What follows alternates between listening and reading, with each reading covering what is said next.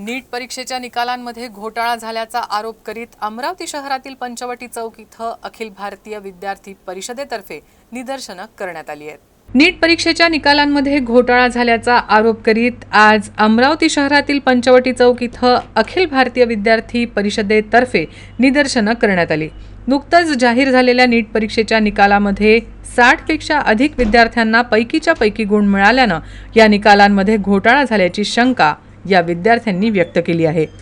त्यामुळे या संपूर्ण प्रकरणाची सीबीआय मार्फत चौकशी करण्याची मागणी देखील अखिल भारतीय विद्यार्थी परिषदेतर्फे करण्यात आली आहे।